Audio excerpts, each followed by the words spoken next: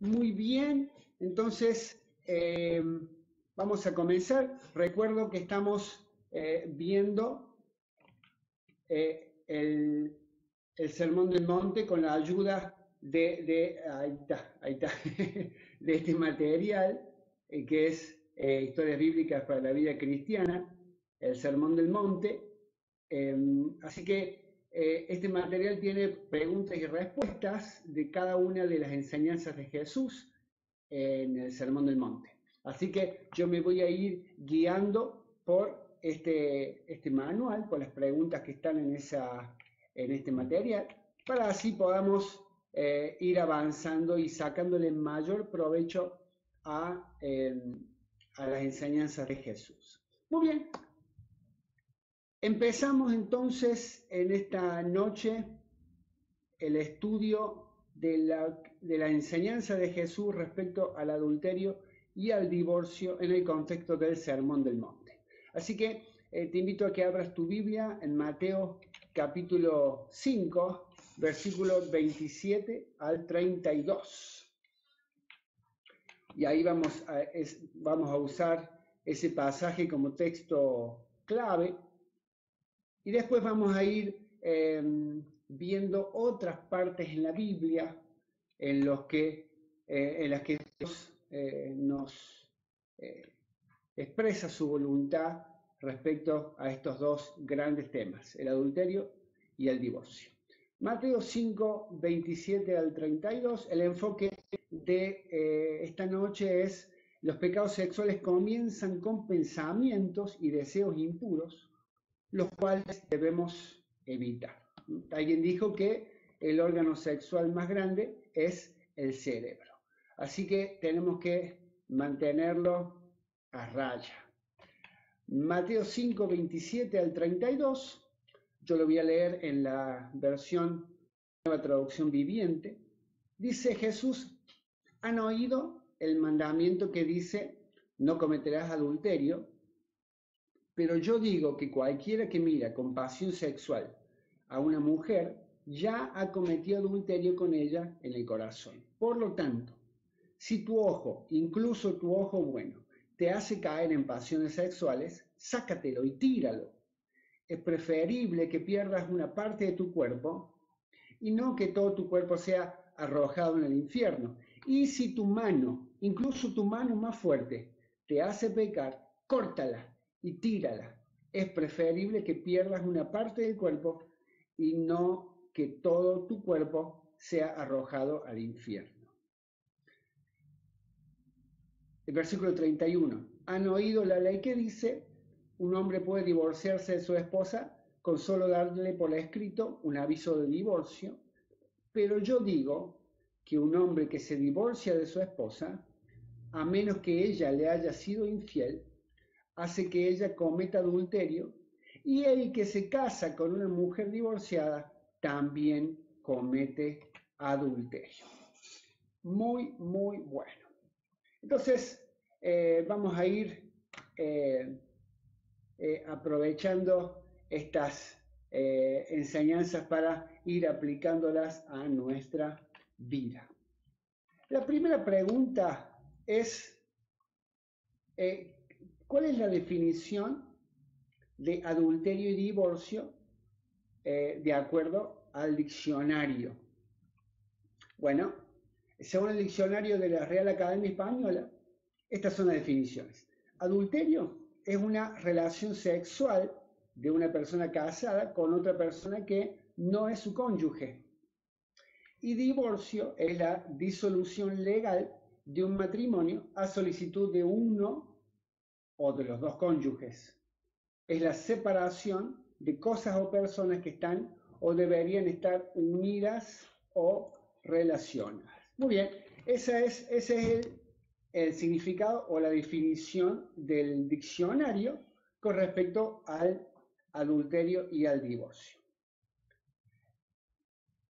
Lo que Jesús está haciendo a lo largo de todo el Sermón del Monte es tratar de rescatar la esencia de la ley, el espíritu de la ley. trata de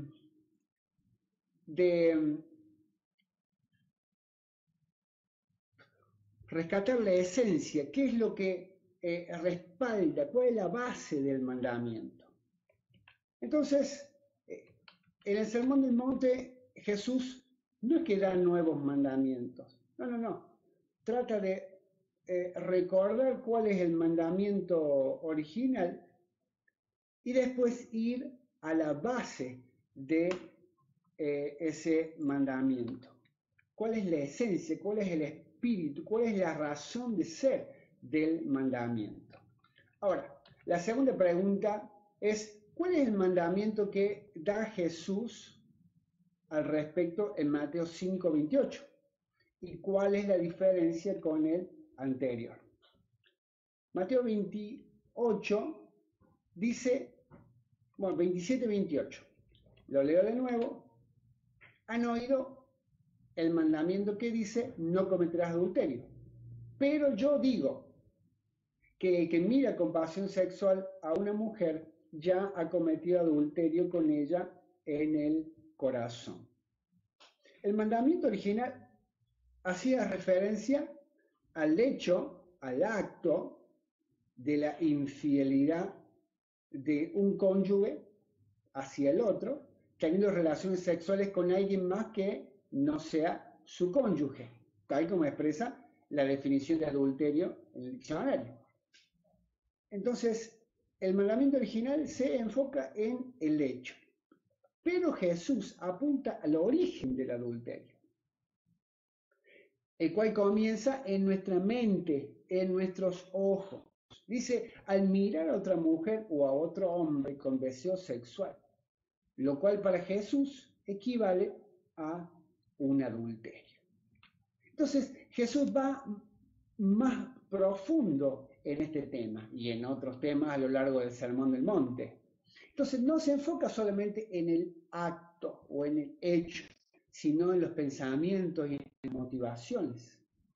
Entonces, la ley se enfoca en lo que hago o no hago, pero el espíritu, el verdadero discípulo del Señor, presta atención a sus pensamientos y a sus motivaciones.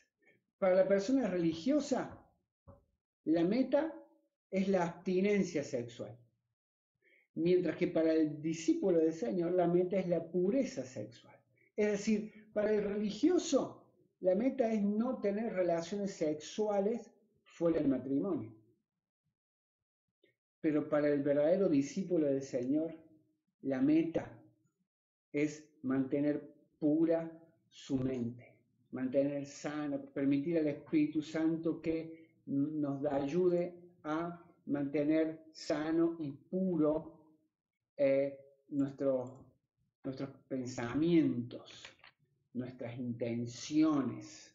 Así que, claro, entonces si yo me ocupo de mantener puro y sano mi mente, entonces no me voy a tener que preocupar tanto por lo que haga con mi cuerpo, o lo que diga con mis palabras, o lo que vea con mis ojos.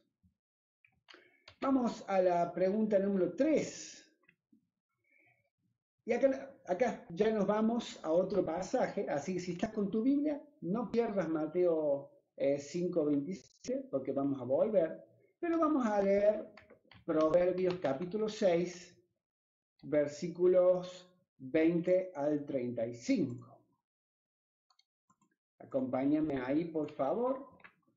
Proverbios capítulo 6, versículo 20 al 35. En realidad vamos a partir del 23. Esta parte de Proverbios nos habla acerca de la fornicación. Vamos entonces, Proverbios 6, 23 en adelante. Pues el mandato es una lámpara y su instrucción es una luz, su disciplina correctiva en el camino que lleva a la vida. Te protegerán los mandamientos de la mujer inmoral o el hombre inmoral, de la lengua suave de la mujer promiscua o el hombre promiscuo. No codicies su belleza, no dejes que sus miradas coquetas te seduzcan, pues una prostituta te llevará a la pobreza, pero dormir con una mujer de otro hombre te costará la vida, dice la NTV. ¿Acaso puede un hombre echarse fuego sobre sus piernas sin quemarse la ropa? ¿Podrá caminar sobre carbones encendidos sin empollar los pies? Así le sucederá al hombre que duerme con la esposa de otro hombre, o a la mujer que duerma con el esposo de otra mujer.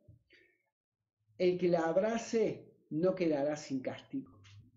Tal vez haya excusas para un ladrón que roba porque se muere de hambre, pero si lo atrapan, deberá pagar 7 veces la cantidad que robó, aunque tenga que vender todo lo que haya en su casa. Pero, escucha esto, pero el hombre que comete adulterio es un necio total, o la mujer que comete adulterio es una necia total, porque se destruye a sí mismo o a sí misma.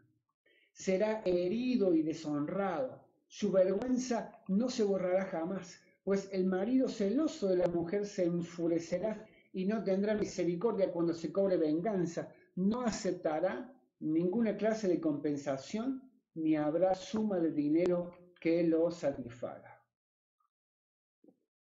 ¡Wow! ¡Qué increíble! ¡Cuánta verdad encerrada en los proverbios! ¿Qué enseñanza nos dejan estos versículos? Bueno, el versículo 26 dice, una prostituta te llevará a la pobreza. El que tiene la adicción, bueno, es como un vicio, ¿no? Que requiere desembolso de dinero. Pero dormir con la mujer de otro hombre, o sea, el adulterio, le costará la vida. El 26 dice, y la mujer caza la preciosa alma del varón. Ahí comenzamos a ver la gravedad que tiene el adulterio. El 27 y 28 son preguntas retóricas. Dice, ¿acaso puede un hombre echarse fuego en sus piernas sin quemarse la ropa? ¿Podrá caminar sobre carbón encendido sin empolvarse los pies? Es decir, el que está jugando con fuego se va a quemar. El que filtrea, ¿no? Con otra mujer, con otro hombre que no es su esposo o su esposa. El que ahí por WhatsApp, por Facebook, por redes sociales, se comienza a contactar con otras personas y entra en un romance al menos platónico, está jugando con fuego. Y acá la pregunta retórica, ¿podrá caminar sobre carbón encendido sin empolvarse los pies? Y no, en algún momento te vas a quemar. Dice el versículo 29, así le sucederá al hombre que duerme con la esposa de otro hombre. Y ahora, el hecho de que si yo camino sobre carbón descalzo, sobre brasas descalzo, y me quemo, ¿es un castigo de Dios?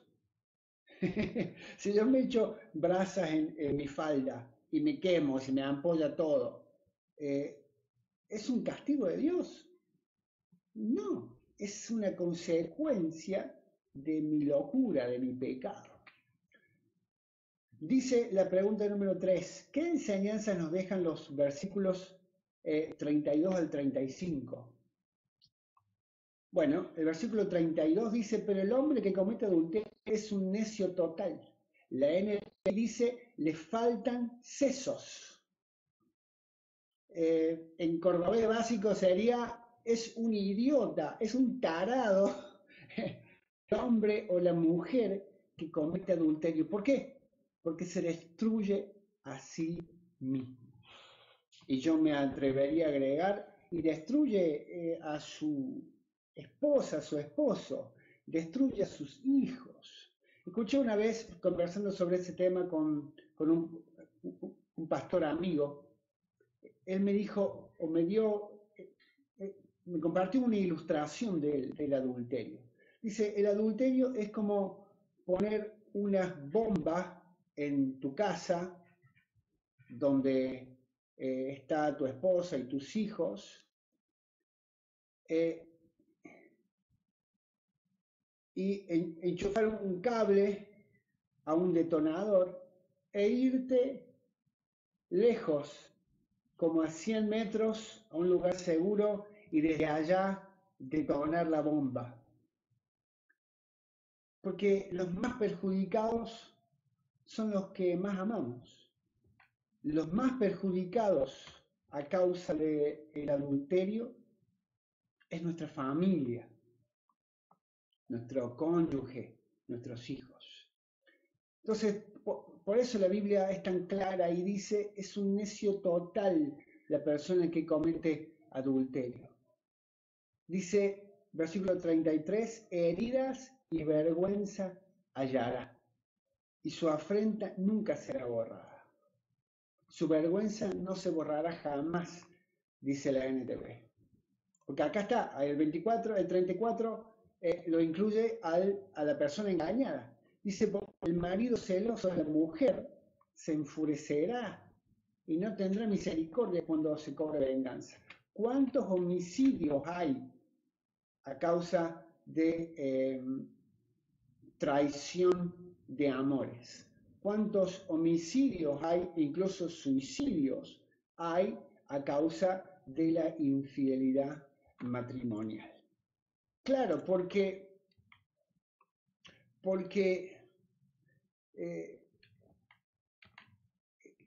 te hiere lo más profundo la infidelidad en el matrimonio. Por eso es que nos enceguece esto. Qué difícil también es restaurar un matrimonio que ha sido afectado por la infidelidad.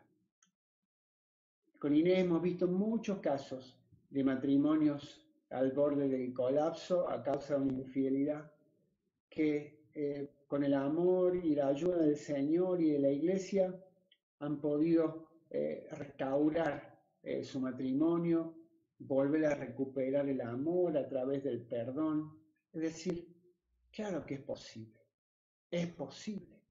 El adulterio es un pecado como tantos que Dios está dispuesto a perdonar, está dispuesto a restaurar, está dispuesto a limpiarnos de él. Entonces, el pasaje de Proverbios nos enseña la importancia de seguir el consejo de nuestros padres, dice al principio, y también de la Biblia, y evitar dejarnos llevar por las personas promiscuas y seductoras, por su belleza y sus palabras, ya que tarde o temprano acarreará consecuencias negativas. Los últimos versículos que acabamos de leer nos enseñan que cometer adulterio es una gran estupidez. Podrá producir placer momentáneo, y creo que ahí está el tema. Justamente uno se pregunta, ¿por qué si el adulterio es tan devastador para uno mismo y para la familia? ¿Por qué es uno de los pecados más comunes y más populares? Y creo que acá está la clave, ¿no? Porque sin duda produce placer en el momento. Es una tentación muy grande.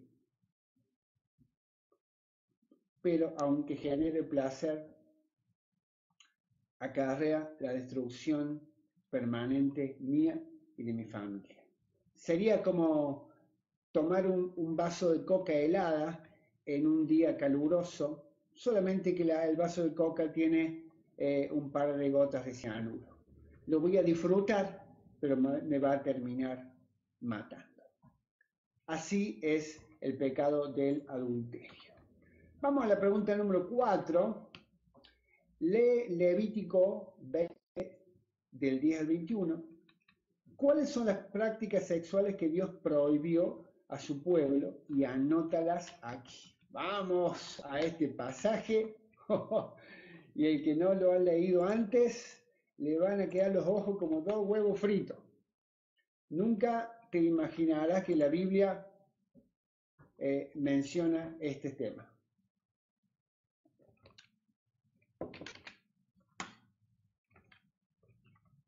Levítico capítulo 20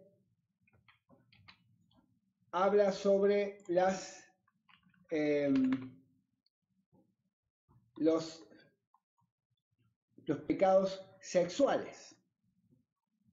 Vamos a enfocarnos en los versículos 10 al 21, dijimos. Muy bien, lo leo porque son varios versículos. Algo que me encanta de la Biblia es que no se calla absolutamente nada, sino que es muy claro con respecto a la voluntad de Dios. Y también vemos que Dios es, bueno, como que nos creó, ¿no? Tan conocedor de la naturaleza humana.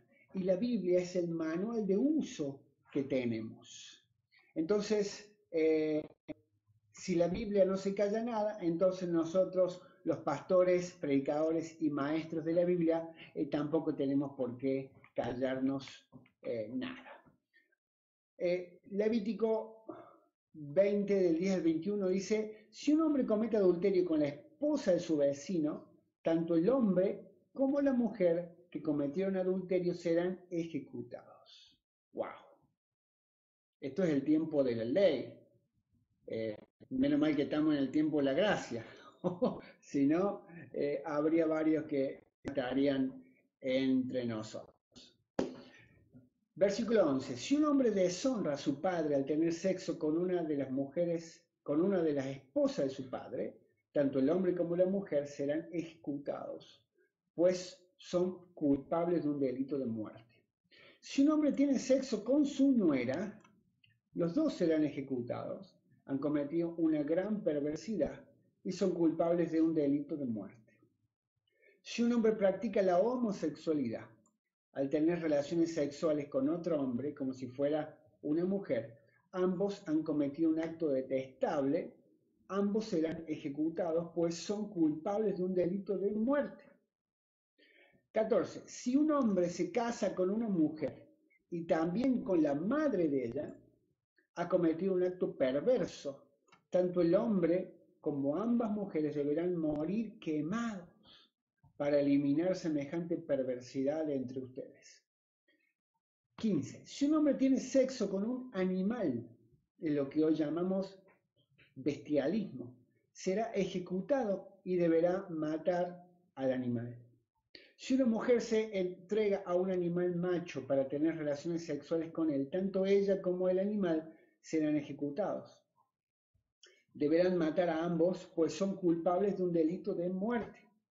Si un hombre se casa con su hermana, lo que conocemos como incesto, la hija de su padre o de su madre, y tiene relaciones sexuales con ella, es un acto vergonzoso, serán excluidos públicamente de la comunidad, pues que el hombre ha deshonrado a su hermana, se le castigará por su pecado. Si un hombre tiene relaciones sexuales con una mujer durante su periodo menstrual, ambos serán excluidos de la comunidad, pues juntos expusieron la fuente de su flujo de sangre. No tengas relaciones sexuales con tu tía, ya sea hermana de tu madre o de tu padre. Esto deshonraría a un pariente cercano. Ambos son culpables y serán castigados por su pecado. Si un hombre tiene relaciones sexuales con la esposa de su tío, ha deshonrado a su tío, tanto el hombre como la mujer serán castigados por su pecado, morirán sin tener hijos. ¿Qué significa esto?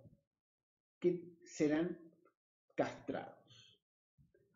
Si un hombre le quita a la esposa a su hermano, es un acto de impureza, ha deshonrado a su hermano, la pareja culpable quedará sin descendencia. Lo mismo, ambos deberán ser esterilizados.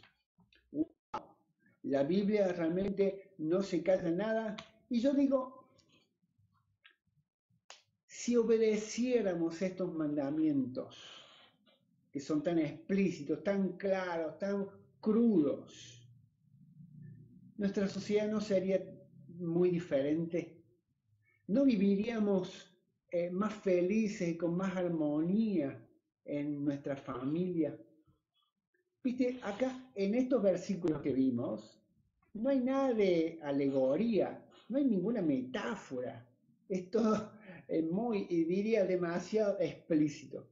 Este pasaje es un claro ejemplo de que la Biblia no se calla nada. Dios prohíbe tener sexo con la mujer de un vecino, con la madrastra, con la nuera, alguien del mismo sexo, con la madre y la hija a la vez, con un animal, con una hermana, con la mujer durante su menstruación, con la tía, con la esposa del tío, con la cuñada. Y algo que quiero aclarar, aunque aquí se habla o se refiere al varón, estas leyes se aplican a ambos sexos por igual. Muy bien. Bueno, sigo avanzando sobre la quinta pregunta. Volvemos a Mateo capítulo 5. ¿A qué se refería Jesús con lo que dijo en los versículos 29 y 30? Escríbelo con tus propias palabras. Vamos, 5 de Mateo, versículos 29 y 30. Por lo tanto, si tu ojo, incluso tu ojo bueno, te hace caer en pasiones sexuales, sácatelo y tíralo. Es preferible que pierdas una parte de tu cuerpo y no que todo tu cuerpo sea arrojado al infierno. Y si tu mano, incluso tu mano más fuerte, te hace pecar, córtala y tírala. Es preferible que pierdas una parte del cuerpo y no que todo tu cuerpo sea arrojado en el infierno. Bueno, ¿a qué se refería Jesús con lo que dijo en estos dos versículos? Bueno, obviamente no tenemos que tomarlo de manera literal a esto que Jesús dijo. No es que Jesús nos está diciendo que tenemos que amputarnos para cortar con la tentación. Ya dijimos que la tentación no se origina en nuestros órganos sexuales, o por lo menos en los que están entre nuestras piernas, sino que la tentación se origina en nuestra mente. ¿Viste? Una frase muy común en el mundo evangélico es, ¿no?, caí en tentación, caí en pecado, ¿no?, como si fuera un accidente el adulterio o la fornicación. No lo es. El pecado es una decisión que tomamos. Claro, muchos que han caído en adulterio, que han cometido fornicación, realmente no querían hacerlo, pero aún así lo hicieron. Es que claro, son decisiones que yo tengo que tomar antes de estar en un momento candente con la otra persona semidesnudo. Yo no puedo esperar a ese momento para decidir no fornicar o no adulterar. No, la pureza sexual, la santidad, es una decisión que yo tomo delante de Dios. Y como yo ya he tomado esa decisión de no fornicar, de no adulterar, es que yo no voy a llegar nunca a esa instancia, no porque soy santo, no, es porque quiero serlo. Entonces, claro, si yo avanzo y me doy concesiones que no debería en mi mente y llego a una instancia donde estoy a punto de adulterar, en ese momento no voy a ser muy guiado por mis neuronas, voy a ser más guiado por mis hormonas. ¿Se entiende la diferencia, no? Entonces, la idea es no llegar nunca a ese punto. Escúchame, un hombre o una mujer casados, no tiene nada que hacer con otra mujer u otro hombre que no sea su cónyuge. No tienen por qué estar abriendo su corazón ante personas que no son su esposa o su esposo. No tienen por qué estar tomando un café o saliendo a cenar con una persona que no sea su cónyuge. Porque eso, Jesús dijo, ya es adulterio. El que mira con deseo sexual a una mujer o a un hombre ya ha cometido adulterio en su corazón. Entonces, ya vimos que el origen del pecado no está en el cuerpo, sino en la mente. Y Jesús está empleando esta drástica metáfora para hacernos reaccionar. Lo que está diciéndonos es que tomemos decisiones drásticas que nos ayuden a cortar definitivamente con el pecado. Hebreos 12:1 dice, despojémonos de todo peso y el pecado que nos asedia. Esa es la actitud que yo debo tener hacia el pecado, especialmente el pecado sexual. Y lo que está diciendo es, mejor es entrar al cielo sin un ojo o sin un brazo que conservar todo nuestro cuerpo entero y ser arrojado en el infierno. Es mejor entrar tuerto al cielo que enterito al infierno, ¿no te parece? Entonces, decisiones drásticas. ¿Qué es lo que está diciendo Jesús? En otras palabras, si hay una relación que está entorpeciendo o que está obstruyendo, que está socavando tu matrimonio, cortala. Si vos tenés una adicción o un hábito que está quebrantando, que está socavando tu matrimonio, cortalo. Eso es lo que está diciendo Jesús. Hace falta determinación, hace falta agallas. Acá nos damos cuenta que la vida cristiana no es para cobardes. ¿Viste? Alguien dijo que la religión es para los pobres y para los cobardes. Bueno, la religión puede ser, pero la vida de un discípulo del Señor no es para cobardes, es para personas valientes que se atreven a ir en contra de la corriente. Bueno, vamos a la pregunta número 6.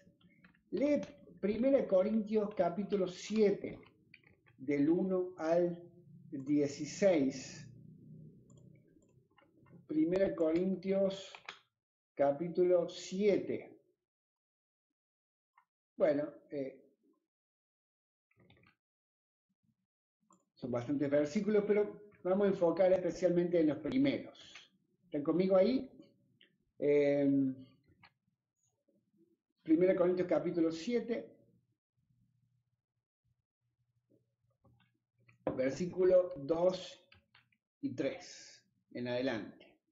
Dice, sin embargo, dado que hay tanta inmoralidad sexual, cada hombre debería tener su propia esposa y cada mujer su propio marido.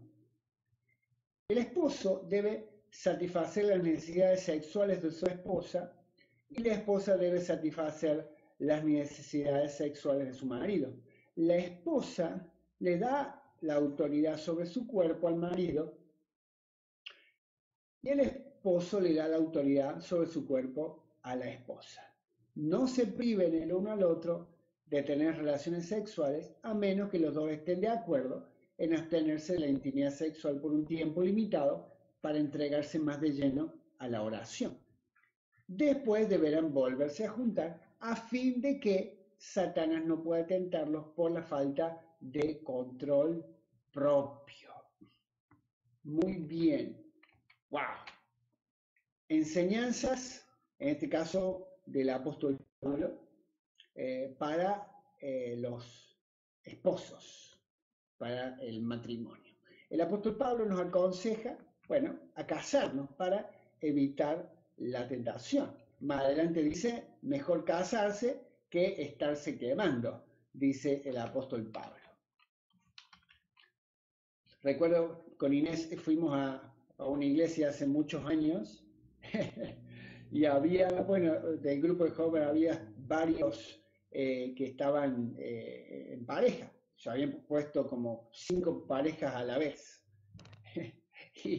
y varias de estas parejas nos decían, y sí, mejor nos casamos porque ya no aguantamos más. Y me acuerdo que se casaron todas por la misma fecha. no es la idea, no es la idea. El verdadero discípulo del Señor debería otra vez santificar, purificar su mente. Pero bueno, el apóstol Pablo en este capítulo nos dice, mejor casarse, ahí dice en el versículo 9. Pero, bueno, 8 y 9 de 1 Corintios 7. Dice, así que les digo a los solteros y a las viudas, es mejor quedarse sin casar, tal como yo, pero si no pueden controlarse, entonces deberían casarse. Es mejor casarse que arder de pasión. Muy bien, entonces aquí el apóstol Pablo nos enseña que deberemos casarnos para evitar la tentación y a los casados tener relaciones sexuales con frecuencia por la misma razón, que ninguno debe negarse al cónyuge en cuanto a la intimidad sexual. Que en el caso de abstenerse sexualmente por algún tiempo de ayuno, que sea en acuerdo con el cónyuge y no por mucho tiempo. Conozco a personas que suelen ayunar mucho tiempo, varias semanas. Bueno, gloria a Dios por el ayuno. Siempre animamos al ayuno y la oración. Pero aún esto tiene que manejarse con equilibrio. Acá el apóstol Pablo nos está diciendo, está bien, si quieren, en acuerdo con el cónyuge, pueden abstenerse de relaciones sexuales para dedicarse más puntualmente a la oración y el ayuno, pero que no sea por mucho tiempo, y apenas puedan, vuelvan de nuevo a unirse en intimidad sexual. Entonces, bueno, seguimos leyendo un poquito más. Dice el versículo 10, no obstante, para los que no estén casados, tengo un mandato que no proviene de mí, sino del Señor. La esposa no debe dejar a su marido. Y acá ya estamos en el divorcio. Pero si lo deja, que no se case de nuevo, o bien que se reconcilie con él. Y el marido no debe dejar a su esposa. Interesante lo que aprendemos acá. Entonces, también Jesús, en realidad acá el apóstol Pablo manda a los creyentes casados a que no se separen. Y si se separan, que no se vuelvan a casar. Este es el tema. Pues ya vamos a abordar un poquito más acerca del divorcio. Pero viste, hay gente que se separa para volverse a casar, incluso dentro de la iglesia. Pero acá el apóstol Pablo dice, ok, si no va para más, bueno, divórciate, pero no te vuelvas a casar. Dice, a los casados con no creyentes, eso no lo leí todavía, versículo, fíjate, versículo 13,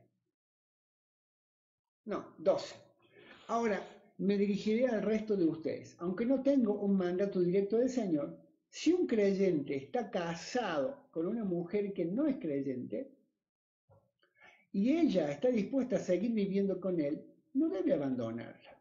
Y si una creyente tiene un esposo que no es creyente y él está dispuesto a seguir viviendo con ella, no debe abandonarlo, pues la esposa creyente da santidad a su matrimonio y el esposo creyente da santidad al suyo.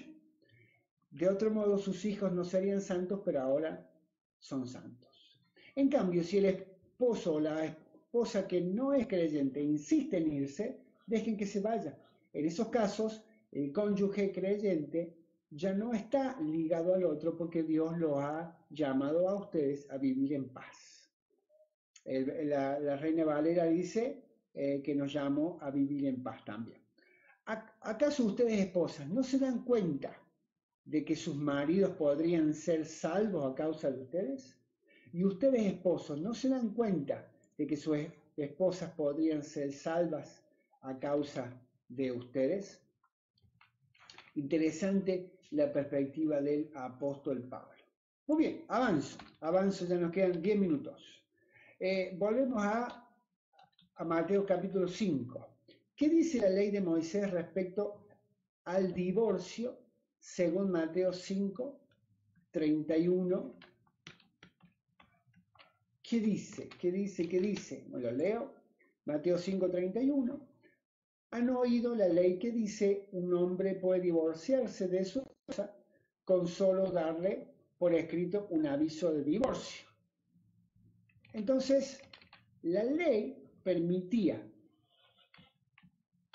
el divorcio. Deuteronomio 24, del 1 al 2, dice, supongamos que un hombre se casa con una mujer, pero ella no le agrada.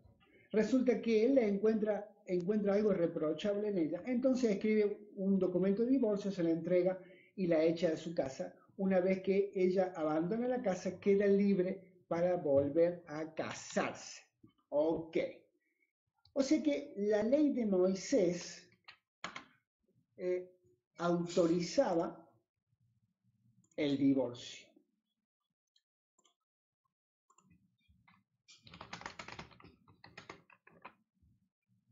Muy bien.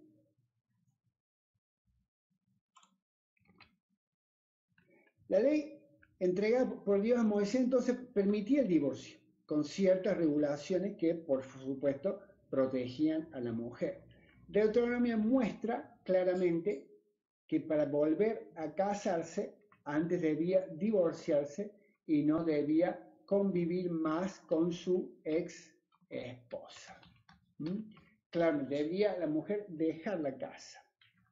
Ok, pero vamos otra vez. Eso es lo que decía la ley de Moisés. Eso es lo que decía o dice la religión. Ahora, ¿cuál es el mandamiento que da Jesús a sus discípulos respecto al divorcio? Mateo 5:32 dice, pero yo digo, dice Jesús, que un hombre que se divorcia de su esposa, a menos que ella le haya sido infiel, hace que ella cometa adulterio, y el que se casa con una mujer divorciada también comete adulterio.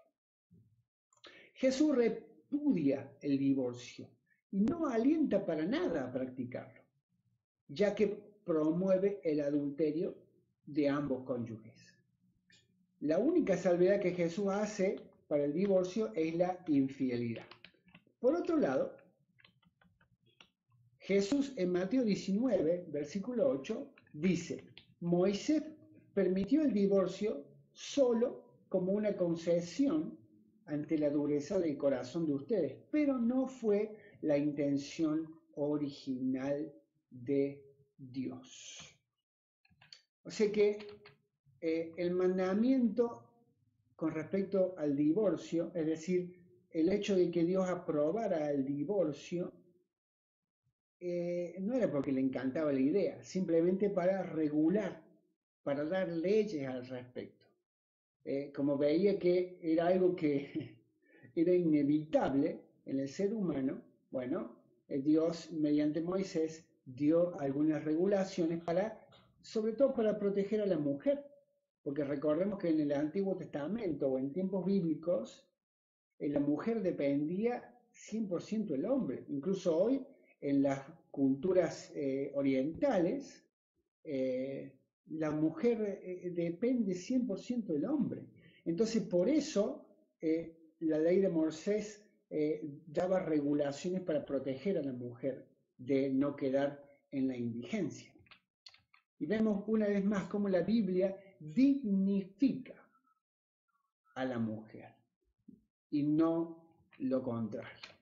Muy bien,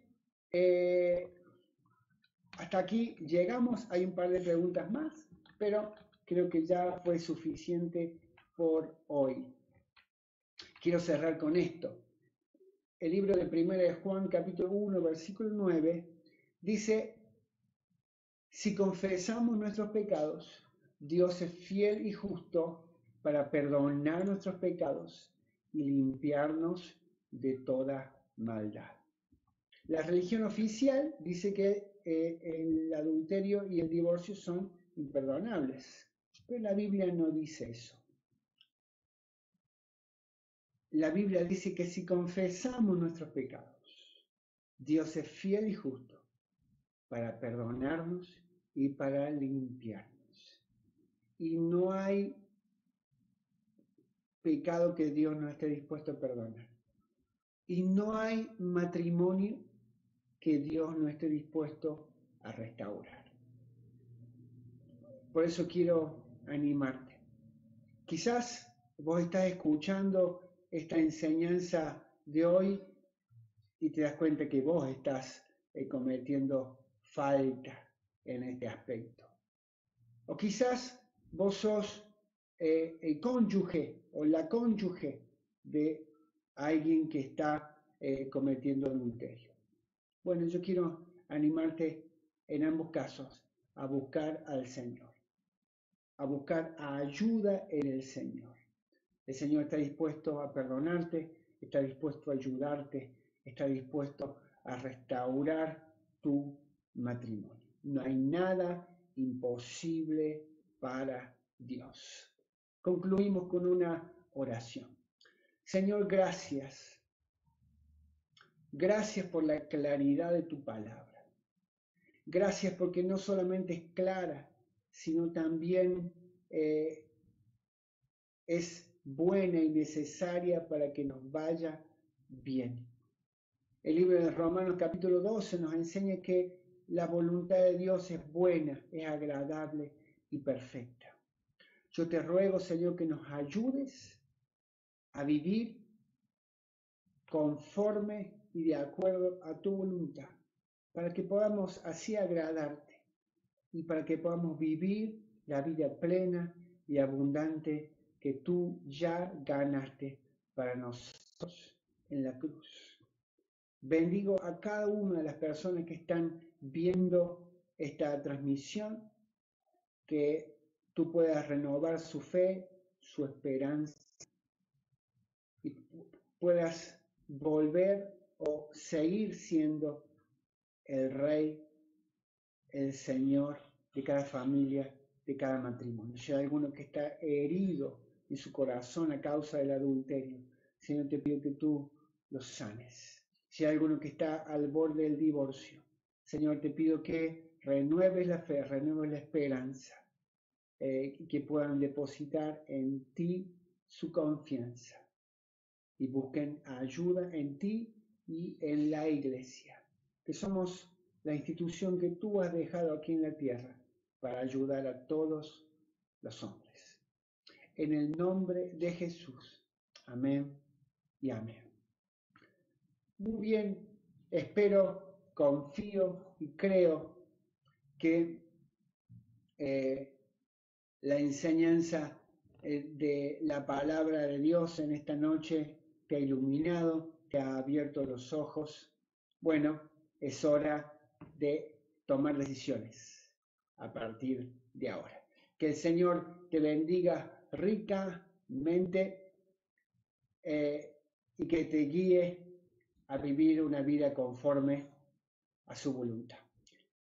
Nos vemos entonces en la próxima transmisión, en la cual veremos la enseñanza de Jesús con respecto a hablar siempre la verdad. Un temazo tan actual como el que acabamos de ver. Bendiciones para todos y será entonces hasta la próxima semana.